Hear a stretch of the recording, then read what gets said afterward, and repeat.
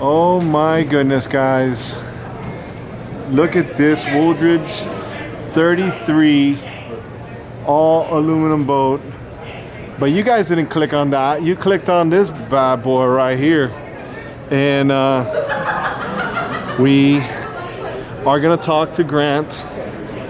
And Grant, first of all, Grant, we just did that video of this 33 that you guys, but I mean, the talk of the show is this little red one that you guys got here. That's and right. I wanted to find out, you know, what is this?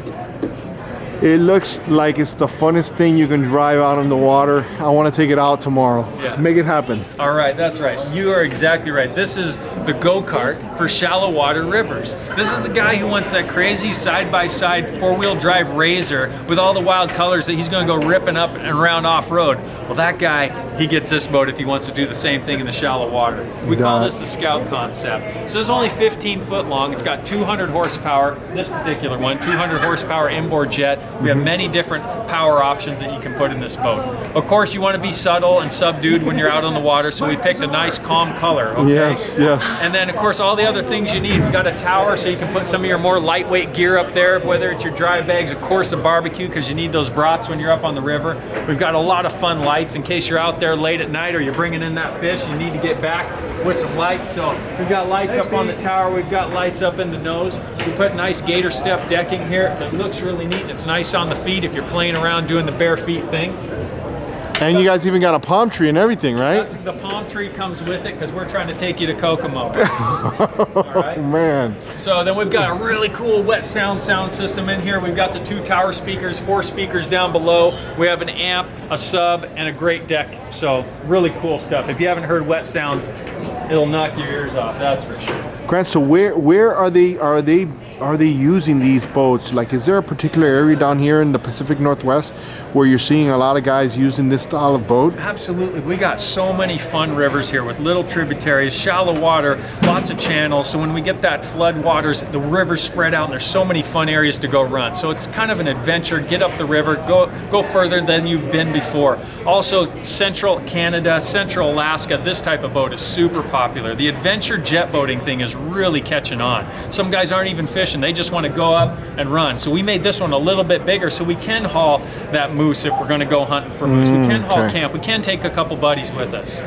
Well, I mean, what are you talking about when you're talking about running on skinny water? What are we talking about? How skinny can this thing go? That's a good question. So as long as we're up on plane and we've got some momentum, this boat can go in 3 inches of water. You're saying, how can that happen, Grant? Let me explain it to you real quick. If we had 3 inches of water over this smooth floor, here's what's happening. When your truck's on the freeway and all of a sudden it's pouring rain and you hit that standing water and all of a sudden the tires quit touching the pavement, you're hydroplaning. Well, we don't need to be going 60 miles an hour with the boat this size because the bottom of this boat is a much bigger contact patch than your 4 tires. So what we're doing is when you got that smooth gravel bar, smooth sand bar, even rocks the size of grapefruits or whatever, if we got some water there and we hit it at speed, the water can't escape from underneath the boat quick enough. We're compressing that water, pushing the rocks down to the bottom, and we're gonna run shallow. And we're gonna corner real hard while we're doing it because we have some exclusive designs in the shape of our bottom. That's really fun stuff. So inside here, I mean, is there a rating for the amount of people that you can have on this particular model, or?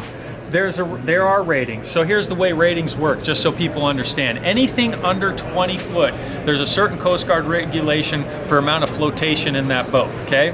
So when you see a sticker on a boat under 20 foot, what it's saying is there's enough flotation in this boat that if it's swamped full of water, it'll still float with that many people. Okay. What it's not saying is this boat couldn't physically haul more than that. So this boat here, the Coast Guard rating, there's enough flotation in this boat in the right places, above and beyond motor and everything else, that if full of water, it'll still float 4 people or so many 100 pounds, okay? Okay. So that's the Coast Guard rating for flotation. And is the bottom of the hull reinforced for, like, you know, rocks or anything like that? Because I think I've seen something similar that they do stuff like that, or can that be an option if they wanted to? Yeah, basically, the bottom of this hull is about as thick as a pop can. I'm just kidding. Oh, God. Guys, we have to unedit that. That's it. No, you're onto something great. The shape, yeah.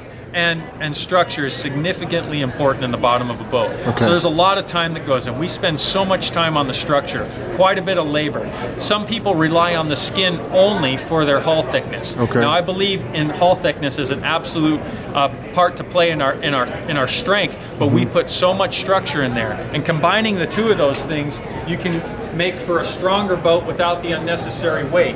And so we've got a grid pattern of structure that's exclusive to Wooldridge. So if there was a major impact, doesn't transfer very far. So yes, we make these things tough because we know we're running in a very strict environment as far as obstacles go. When you're in 3 inches of water, there's a bank near you somewhere, there's rock debris near you somewhere. So you need to be able to not only corner aggressively, but be tough in case we hit something. What are you powering this little jet boat with? Yeah, this one has a Mercury 200 horsepower 2-stroke, so it's a zippy little guy. Now you won't be able to get these engines anymore, so someone should jump on this before it's gone because it's a lot of fun. But there's many other choices. There's the BRP Rotax, there's a Ford EcoBoost, there's some other neat small 4-cylinder or 6-cylinder engines that would just be a hoot in this thing. Cool. So where can they go if they wanted to get a little bit more information, get a little bit more thorough than what we are here now, so that maybe they can talk to you, email you, and maybe they can go ahead and talk to you about this big guy over here. I mean, what do you guys think about this 33 footer? I mean, we're gonna have to get on that. You know what, at the end of this video, I'm gonna put a link to that big boy so they can see that boat too, because that was incredible inside there. So tell them where they can go real quick, Grant, so they can I guess bother you. Yeah, no, that's great. That's great. Well, they're gonna bother you, man. You can reach me on our Instagram very easily, Wooldridge Boats. On our Facebook, Wooldridge Boats Official YouTube channel, we message back and forth. Social media means social. Our website is wooldridgeboats.com, www. And then you can get a hold of me at 206-722-8998, or my email, grant@wooldridgeboats.com, WOOLDRIDGE. We have a great team. This place is nothing without our team. So anyone there, including me, will be able to get back to you and talk to you and hopefully answer all the questions you got. Guys, Grant over here at Wooldridge at the Seattle 2020 show. Bam! Wow.